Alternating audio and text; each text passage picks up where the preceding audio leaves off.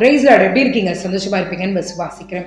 இந்த நாளிலும் கர்த்தருடைய கரம் எப்படிப்பட்டவைகள், எப்படிப்பட்ட காரியத்தை செய்யும் என்பதை குறித்து நம்ம தியானித்துக் கொண்டிருக்கிறோம். அதற்கு ஆதாரமாய் ஒரு வசனத்தை பார்க்கலாம். அப்போஸ்தலர் 11ஆம் அதிகாரத்தின் 21ஆம் வசனம். கர்த்தருடைய கரம் அவர்களோடே இருந்தது. எவர்களோடே? சீஷர்களோடே இருந்தது. அநேக ஜனங்கள் விசுவாசிகளாகி கர்த்தரிடத்தில் திரும்பினார்கள். இன்றைக்கு கர்த்தருடைய கரம் நம்மோட இருக்குமானால் நம்மளுடைய ஊழியத்திலே அடுத்த கட்ட வளர்ச்சியை பார்க்க முடியும். ஜனங்கள் உண்மையான விசுவாசிகளாய் மாறுவார்கள். கர்த்தருடைய கரம் நம்மோடு இருக்கும்போது நம்ம விதைக்கிற விதைகள் அது பலன் கொடுக்கும். கர்த்தருடைய கரம் நம்மோடு இருந்தால்தான் அந்த விதைத்த விதையானது கிரியையே நடப்பிக்கும். கர்த்தருடைய கரம் நம்மோடு இருக்குமானால் ஊழியம் பெருகும், ஜனங்களும் விசுவாசம் உள்ளவர்களாய் மாறுவார்கள்.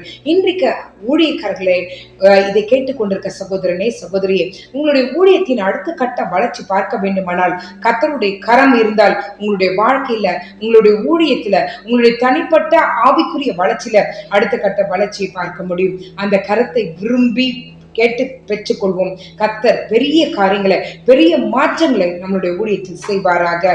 ஜெபிக்கலாமா?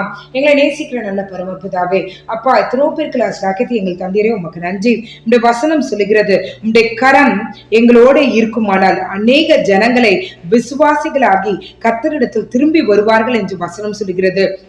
எத்தனை பேர் சூழ்நிலையை பார்த்து திரும்பி போனார்களோ, எத்தனை ஊழியக்காரர்கள் அடுத்துக்கொண்டு ஜெபித்துக் கொண்டிருக்காங்களோ எனக்கு தெரியாது.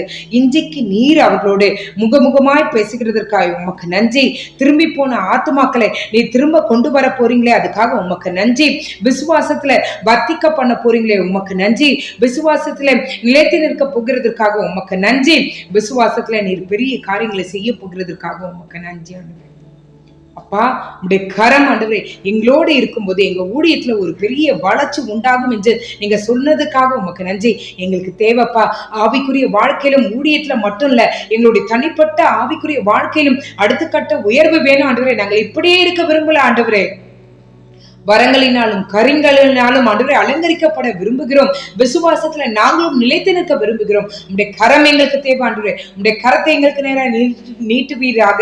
உங்களுடைய கரம் எங்களுடைய ஊழியத்தின் பாதையில நீட்டப்படுவதாக, எங்க குடும்ப வாழ்க்கையில நீட்டப்படுவதாக ஆண்டவரே, எங்களுடைய தனிப்பட்ட வாழ்க்கையில, ஆவிக்குரிய வாழ்க்கையில நீட்டப்படுவதாக இயேசுவின் நாமத்தினால அடுத்த கட்ட வளர்ச்சியை நீ தருவீராக. விசுவாசத்துல காலூன்றி நிற்கிறவர்களாய், விசுவாசத்துல நிலைத்து நிற்கிறவர்களாய் நீரே எங்களை செய்ய போறீங்களே, அதுக்காக உமக்கு நன்றி. நீரே காத்துக்கொள்ளும், வழிநடத்தும். இயேசுவின் மூலம் ஜெபம் கேளும் நல்ல பரமபிதாவே. ஆமென், ஆமென், ஆமென். God bless you.